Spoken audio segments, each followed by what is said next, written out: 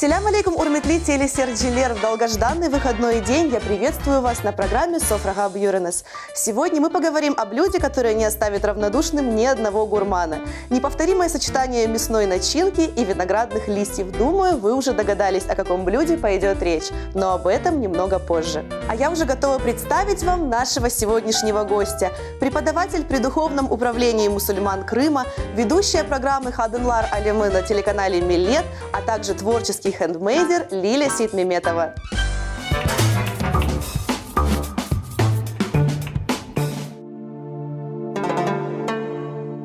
В основе культуры любой страны и любого народа лежат религиозные традиции.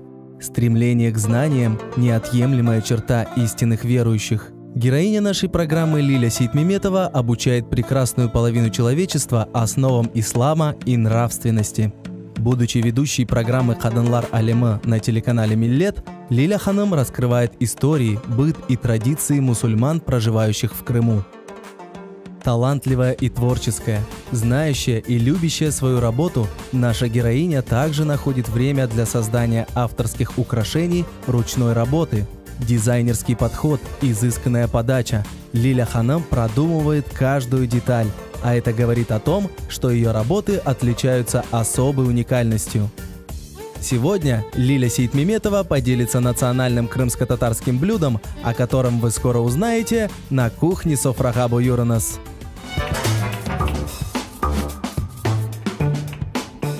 Селям алейкум, Лиля. Алейкум селям. Хош келдунус. Чох сағылыңыз. Спасибо, что пригласили на эту замечательную передачу. Рада видеть в гостях коллегу, ведущую и человека позитивного, креативного, что немаловажно.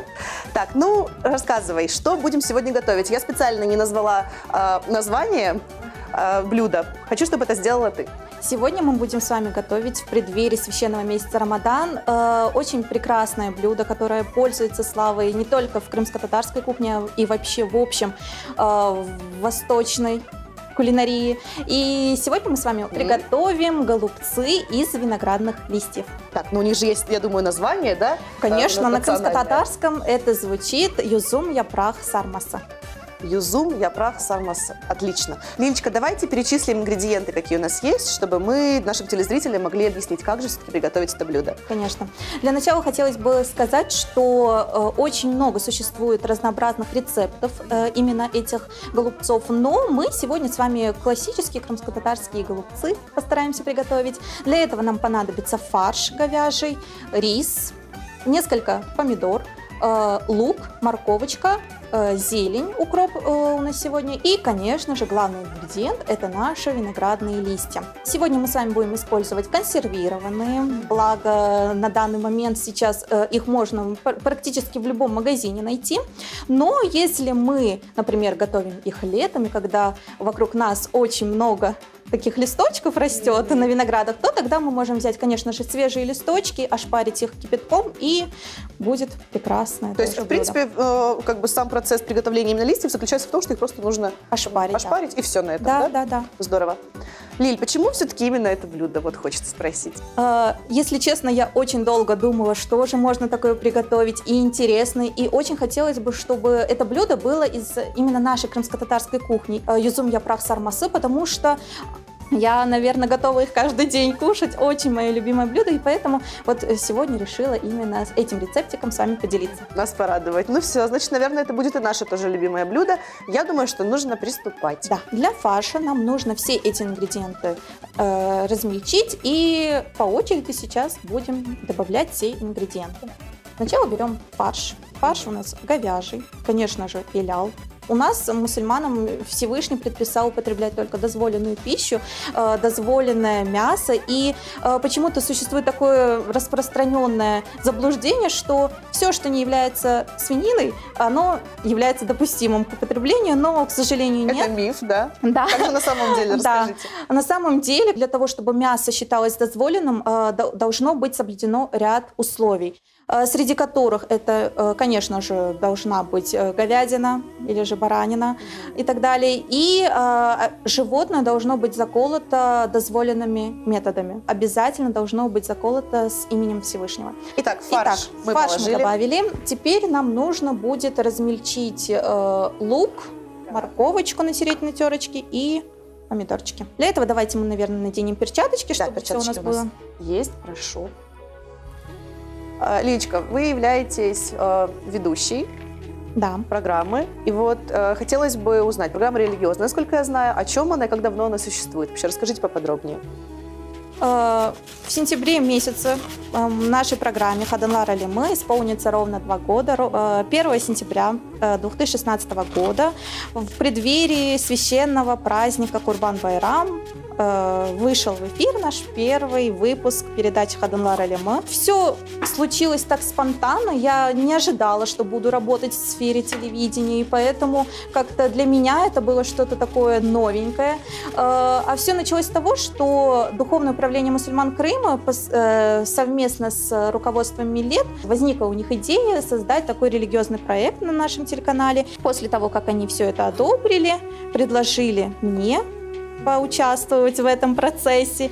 И вот таким образом я стала работать на телеканале Милет. И вот 1 сентября этого года, иншаллах, исполнится 2 года нашей передачи. «Хаданлар Алимы» переводится как «Мир женщин». В рамках нашей передачи мы рассматриваем очень важные для нас, крымских татар, вопросы касательно нашей веры, наших поклонений и нашей нравственности. И поэтому, как по мне кажется, всем будет полезно посмотреть ее.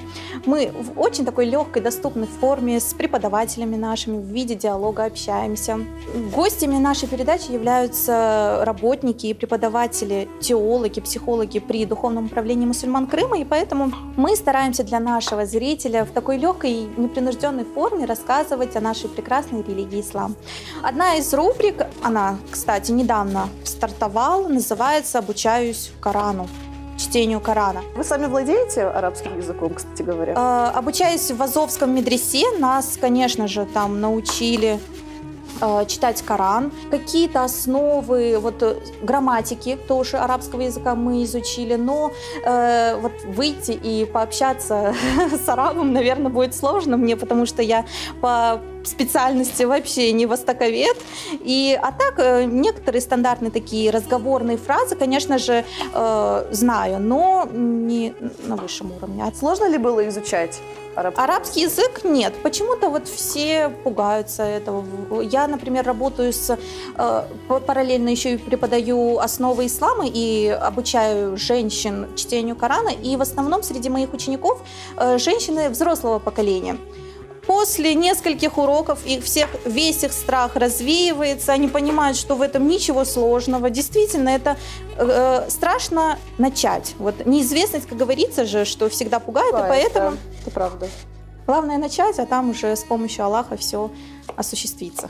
Итак, мы натерли морковь, нарезали лучок. Что теперь? Сейчас мы это все добавляем к фаршу. Угу.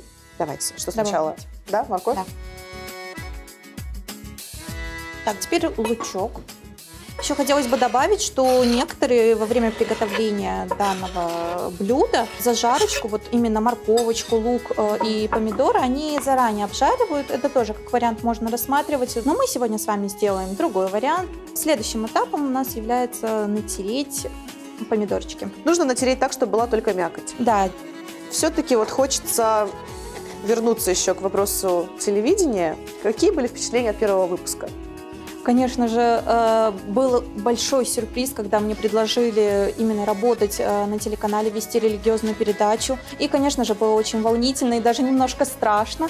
Но, Аллаха шукур, слава Богу, весь этот страх постепенно исчез. Изначально, если у меня дрожали и коленки, и руки, потели ладошки, но сейчас, благо, уже Аллаха шукур.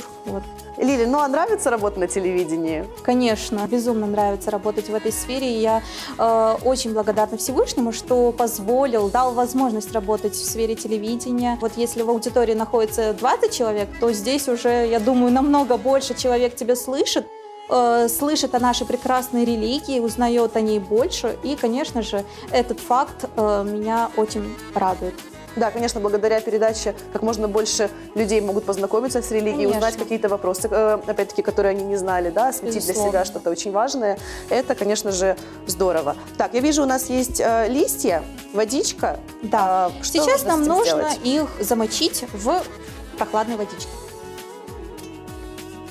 Как я и говорила ранее, листья у нас маринованные, но лишний раз их промыть не будет лишним. Мгм. А я пока что натираю помидор. Но если бы это были свежие листья, мы бы их ошпарили кипяточком. А сейчас для фарша нам нужно добавить еще немного зелени. Например, петрушку, кинзу, Мгм. базилик, укроп. Это самый такой оптимальный вариант. Он не сильно такой заметен будет в нашем фарше. Так, сколько его нужно? Небольшое количество. А могу ли я Помидорчики, добавлять? да, мы можем уже добавить. А вот у меня здесь немножечко такой сок от них, ничего страшного? Конечно. Его тоже, ничего да, туда же? страшного, да. Все, отлично. Наоборот, это придаст сочности нашему фаршу. Хорошо. Вообще, если скажете. мясо, например, оно не жирное, то можно еще добавить немножечко водички тепленькой в фарш. Подготавливаясь к вашей передаче, я немножечко изучила именно историю данного блюда. Мгм, интересно. Оказывается, например, в Турции существует несколько видов именно этих сарма, но там почему-то говорят на них долма. Именно вот юзум япрак долмасы Мгм. говорят. Но вообще, если исходить от названия, то сарма в переводе с крымско-татарского это означает заворачивать. И поэтому более правильным, мне кажется, будет назвать именно это блюдо сарма. Вот. И там, Интересный кстати, факт. существуют вегетарианские варианты именно сарма, потому что я посмотрела, там у них начинка более Что же там состоит внутри? из риса и большого количества специй. Но мы, крымские татары, очень любим мясо, Мясо, и без поэтому мяса никуда. побольше мяса. Да. Если, там, например, полкило фарша, то один маленький стаканчик фильдян Мгм. нужно использовать риса. И поэтому То есть очень мяса как можно да, больше. побольше.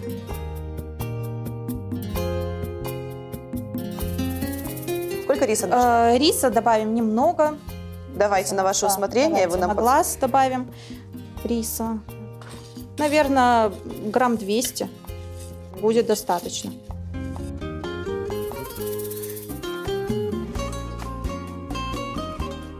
Мы солим то, что у нас Солим, да. получилось, наш фарш с рисом, с овощами, с зеленью, И соль на чёрный, глаз, перец. и перец на глаз, да. По вкусу можно добавить. Кто любит, например, Я люблю сильно перченое. пряное, да, то тогда можно побольше. Так. Итак, И что ж, можем теперь вооружившись ложкой и перчатками, начинаем перемешивать. смешивать фарш наш, Мгм. нашу заготовочку. Вообще желательно, вот мы с вами правильно сделали, что натерли морковочку меленько на терочке, лучок тоже очень нужно меленько нарезать. Лиль, вот расскажите об учебе в Азовском исламском медресе. Да. Расскажите поподробнее, что вам дало обучение там, как вообще проходила учеба, вот все интересно. Все 3 года, которые я провела в Азовском медресе, это были самыми лучшими годами в моей жизни. Действительно, я вообще не ожидала, что буду там учиться, потому что это все произошло так спонтанно. Буквально за неделю все это решилось. После 8 класса стала там обучаться, и до 11 года я там училась. Уважаемые телезрители, сейчас будет самый интересный процесс. Мы будем заворачивать фарш в виноградные листья и будем формировать сармушки. Интересно. Особенно для тех, кто еще не пробовал. Итак, давайте приступим. Давайте. Первый раз я наблюдаю. Да. Выкладываем для начала листики на нашу дощечку, Так, чтобы нам было легче и быстрее. сколько нужно? Ну вот сколько поместится на вашей дощечке. Так, я буду брать вот отсюда. Да. Мгм. Можно такие среднего размерчика брать листочки. Хорошо. Вот жилками к вам должно быть. Жилками ко мне. Ну вот я пока что взяла Угу. 2. Давайте, сколько нужно? 3, 4. 4, да. 4, наверное, будет всё. достаточно. Если на листиках присутствуют такие прожилочки, то их заранее нужно срезать. Кладем у основания листочка. Вытягиваем, да? Да, Вот так. даже это много у меня сейчас получилось. Вот чуть-чуть. Так, отлично. Мгм. И подворачиваем вот краешки Так. листочка. Так. И натягивая, вот, придавливая, Угу. формируем такую. Сармушку. Сармушку маленькую. Да, Ну что? отлично, прекрасно. Да. Вот можем пока сюда их выложить, Первая а потом будем... сармушка не комом у меня. Так, здорово. Продолжаем. Да. А сейчас мы можем просто вот разложить фарш на наши листочки, чтобы наш процесс ускорить. Давайте я также буду повторять все за вами, потому что я дилетант в этом деле. Вот, кстати, вы сейчас разговаривали об учебе, и я не спросила, мне было очень интересно, но мы отвлеклись. Кто же вы по специальности? По специальности я дефектолог. В прошлом году, точнее, закончила наш Крымский инженерно-педагогический университет. Не получилось поработать по специальности, потому что работа дефектолога, логопеда, она в основном проходит в школе с детками. Этому делу нужно посвящать очень много времени, и поэтому, к сожалению, сейчас не получается.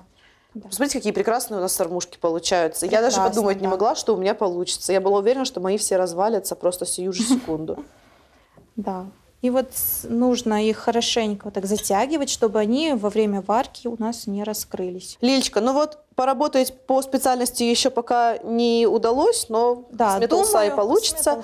Но опять-таки преподаванием вы занимаетесь, вы ведете курсы по обучению религии. Да, на выходных в основном, когда свободного времени у всех достаточно, люди могут посвятить очень много времени себе. У нас стартовали курсы при Духовном управлении мусульман Крыма по обучению Корану и по обучению основ ислама. Так, интересно. И вот уже на протяжении 3 лет я преподаю при Духовном управлении мусульман Крыма Коран и основы ислама. Изначально, после окончания Азовского медресе, я работала с детьми, но после того, как переехала в Симферополь, стала работать со взрослыми. Вот. Лили, ну интересно все об учебе, о работе, но все-таки есть хобби какое-нибудь? Свободное время, во-первых, есть ли, хочется спросить, а есть ли какое-то увлечение? Конечно же, хобби существует. Я еще с детства любила заниматься какими-то украшениями, изготавливала из бисера, рукодельничала, шила также. И поэтому как бы в этом плане хобби существует. И даже вот, например, несколько лет назад мы с подругой, с Гульсум Ширинской, решили создать свой бренд украшений ручной работы. Да, называется он «Зухруф». С арабского переводится как «украшение». Да. И поэтому вот с 2015 года наш бренд существует. Вы занимаетесь этим вдвоем, да, правильно? Да. Вот. Раньше мы вдвоем занимались, но сейчас по семейным обстоятельствам, к сожалению, осталась только я. Посмотрите, что получилось. Мы уже готовы отправлять их в кастрюльку. У нас остались листья, и теперь мы эти листья должны выложить на дно нашей кастрюли, для того, чтобы, не дай бог, наши сармушки не пригорели. Пригорать ни в коем случае нельзя, да. Поэтому так, мы выкладываем их. Покрываем дно. Да, у нас здесь остались такие большие листочки, специально мы их оставили. Сколько вообще нужно? Все будем использовать? Да, давайте, наверное, все. Тут их немного. Такую подушечку из листочков сделаем. Выкладываем, не торопясь, по одной сармушке. И обязательно они должны плотно прилегать друг к другу. Вот. Плечом к плечу, так? Да. То есть, по какому-то принципу... Вот прям ровненько. Ровненько рядами. Ну, да, давайте рядами. Я буду пробовать тоже. Так. Чтобы они в процессе варки у нас не раскрутились. Так, мы с вами выложили наши сармушки, накрыли их тарелочкой, чтобы они у нас не раскрутились. И сейчас мы заливаем их водичкой. Водички должно быть не сильно много, чтобы буквально вот покрывало тарелочку. Можно как тепленькой водичкой, так и холодной, здесь без разницы. Так, думаю, достаточно. Накрываем крышечкой и ставим на плиту. Сколько времени должны они готовиться? 20-25 минут. Через 25 минут наше блюдо должно быть готово, но пока что хочется пообщаться с тобой, Лилечка, еще. Вот расскажи, пожалуйста, какое значение для мусульман имеет месяц Рамазан? Да, вот сегодня мы с вами собрались здесь в преддверии священного месяца Рамадан. Все мусульмане мира ждут его с нетерпением и с трепетом в сердцах данный прекрасный месяц. Помимо того, что он несет огромную пользу для нашего организма, также имеет очень большое значение, большую пользу для нашего душевного состояния. Всем известно, что этот месяц славится своими ифтарами, то есть вечерними разговениями, когда все мусульмане, все друзья, близкие собираются за общим столом, общаются, беседуют, радует. Это все больше усиливает наши дружеские, братские отношения. Поэтому это прекрасный месяц, который мы ждем действительно с нетерпением. И, как известно, у нас, у крымских татар, существует такой прекрасный обычай. Перед наступлением священного месяца Рамадан мы готовим что-то такое вкусненькое и угощаем этим соседей. Называется этот обряд куху-чхартмах. Готовится что-то жареное обычно, как правило, и таким образом угощаются наши соседи, наши родственники, которые живут поблизости. Это тоже действительно очень такой красивый обычай, волшебный, и посредством которого усиливаются наши соседские, дружеские отношения. Родственные связи, конечно же. Ну, очень хорошая традиция. Лилечка, а сколько лет было тебе, когда ты впервые держала пост? Мне было 14 лет, только пришла в медресе, поступила, и как раз-таки был месяц Рамазан. Тогда я как раз-таки держала первый ураза. Это было что-то такое волшебное, необычное состояние. И вот таким... Было ли сложно все-таки впервые? Конечно же, без сложностей не обошлось, но уже когда человек привыкает, он к этому как-то легче это все проходит, и поэтому вот... Главное терпение, да, наверное, терпение проявить в этом деле.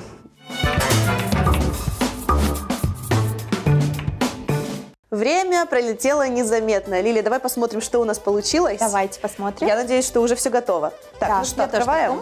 Аккуратненько берем и всю эту водичку слить, потому что она может нам немножечко помешать, так как наши сормушки могут сильно разбухнуть и потерять свой вид.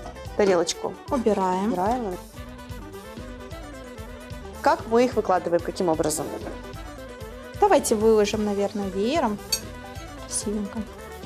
Ну, Лилечка, пока вы выкладываете, вот хочется спросить, что нужно употреблять в месяц Рамадан, чтобы пост было держать легче? Желательно, конечно же, употреблять что-то не слишком жирное, такую пищу, которая будет долго перевариваться в нашем желудке, и, конечно же, пить побольше воды. Летом это как раз-таки самое то, нужно употреблять побольше воды, например, ночью в частности, по стакану, потихонечку употреблять побольше воды, чтобы на протяжении дня нас не мучило чувство жажды.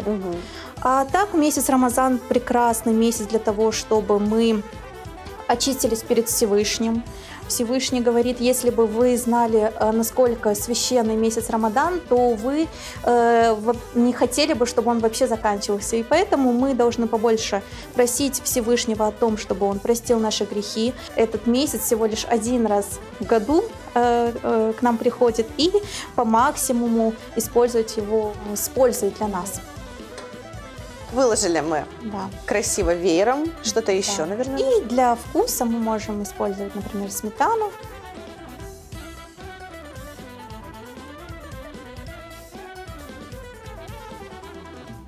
И наша красивая зелень. Ну, получается очень красиво. Да. Все, наше блюдо, в принципе, готово. Получилась у нас настоящая красота, но я предлагаю еще взять лимончик и украсить лимончиком.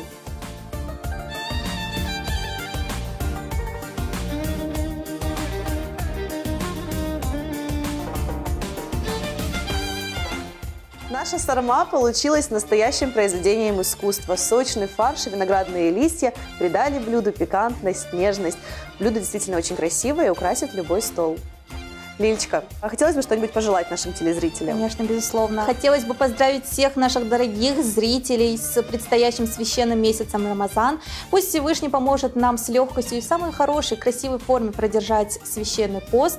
И в конце хотелось бы напомнить слова нашего любимого пророка Мухаммеда, Мустафы, саллаллаху алейхи вассаляма. Он говорил о том, что если мусульманин или мусульманка должным образом продержит пост Рамадан, то в конце этого месяца Всевышний простит все его грехи. Чох сагул, Лиля, рада знакомству. Сагул нас за рецепт, за то, что были в это утро с нами. Взаимно, сызгеды чох сагул. Поздравляем всех с наступающим месяцем Рамадан. Это праздник нового дня, когда все начинает расцветать. Желаем счастья, благоденствия и благополучия вашим семьям. Кореш Кенджи!